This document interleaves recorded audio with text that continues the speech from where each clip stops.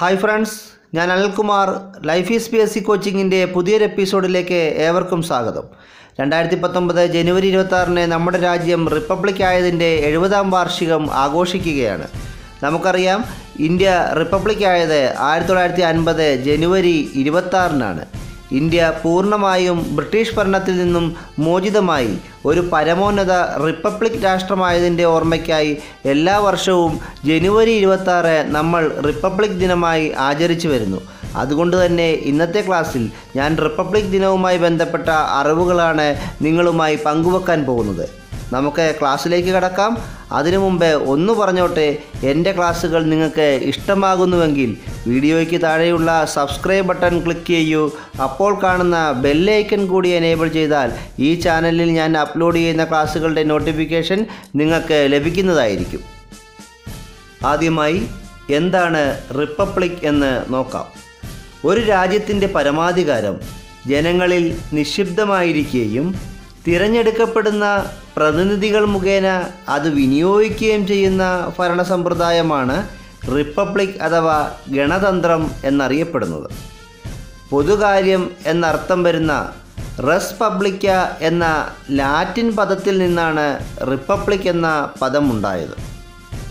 ഒന്ന് ചോദിച്ചോട്ടെ, ഇന്ത്യക്ക് സ്വാതന്ത്ര്യം ലഭിക്കുന്ന സമയത്ത് ബ്രിട്ടീഷ് വൈസ്രോയി മൗണ്ട് ബാറ്റൻ പ്രഭു ആയിരുന്നല്ലോ. എന്നാൽ 1947 ഓഗസ്റ്റ് 15 ഇന്ത്യ സ്വതന്ത്രമായതിനു ശേഷവും ഇന്ത്യയിലെ ഭരണാധികാരി മൗണ്ട് ബാറ്റൻ പ്രഭു തന്നെ ആയിരുന്നില്ലേ? പദവിയുടെ പേര് വൈസ്രോയി എന്നത് മാറി ഗവർണർ ജനറൽ എന്നാക്കി മാറ്റി എന്ന് മാത്രം.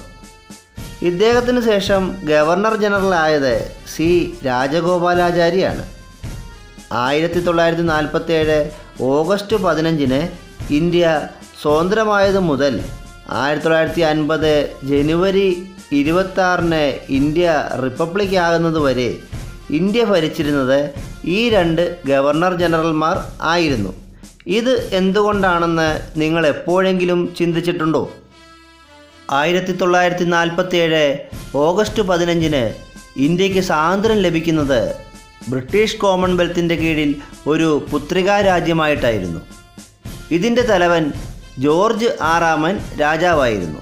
നമുക്കറിയാം, ബ്രിട്ടീഷ് കോമൺവെൽത്തിൻ്റെ പ്രതീകാത്മക തലവൻ എപ്പോഴും ബ്രിട്ടീഷ് രാജാവ് അല്ലെങ്കിൽ ബ്രിട്ടീഷ് രാജ്ഞി ആയിരിക്കും.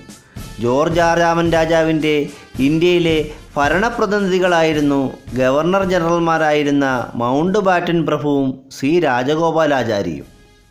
എന്നാൽ 1950 ജനുവരി 26 ഇന്ത്യൻ ഭരണഘടന നിലവിൽ വരികയും ഇന്ത്യ ഒരു പരമോന്നത റിപ്പബ്ലിക്കായി മാറുകയും ചെയ്തു.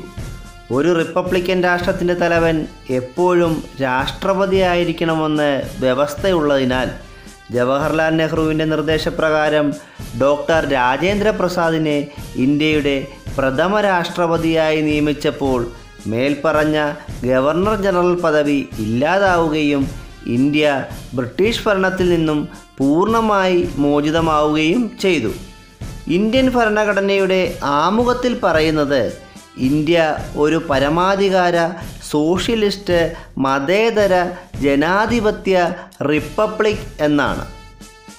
2019 ജനുവരി 26 നടക്കുന്ന 70ാം റിപ്പബ്ലിക് ദിനാഘോഷത്തിൽ മുഖ്യ അതിഥിയായി ദക്ഷിണാഫ്രിക്കൻ പ്രസിഡന്റ് സിറിൽ റാംപോസയാണ് പങ്കെടുക്കുന്നത്.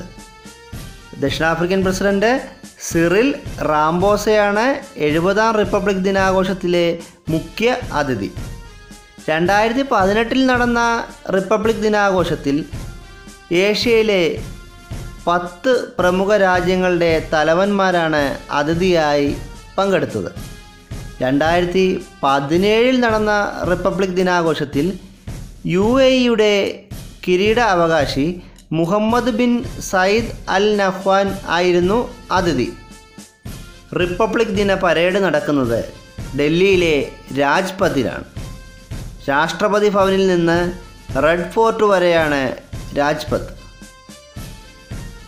ഈ പരേഡിൽ സൈനികരിൽ നിന്നും സല്യൂട്ട് സ്വീകരിക്കുന്നത് ഇന്ത്യൻ രാഷ്ട്രപതിയാണ്. റിപ്പബ്ലിക് ദിനത്തിൽ സംസ്ഥാന തലസ്ഥാനങ്ങളിൽ പതാക ഉയർത്തുന്നത് ഗവർണറാണ്. ഇത്തവണ കേരളത്തിൻ്റെ അഭിമാനമാകുന്നത് റിപ്പബ്ലിക് ദിന പരേഡിൽ അണിനിരക്കുന്ന വ്യോമസേനാ സംഘത്തെ നയിക്കുന്ന 5 ഓഫീസർമാരിലെ ഏക വനിത കൊല്ലം പുനലൂർ സ്വദേശിയായ ഫ്ലൈയിങ് ഓഫീസർ രാഗി രാമചന്ദ്രൻ ആണ്.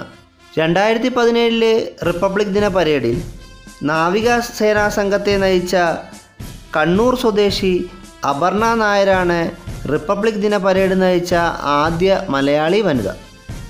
വിഷയാടിസ്ഥാനത്തിൽ തയ്യാറാക്കുന്ന ഇത്തരം ക്ലാസ്സുകളും വ്യത്യസ്തങ്ങളായ പഠന രീതികളുമൊക്കെയായി ഞാൻ വീണ്ടും വരുന്നതായിരിക്കും.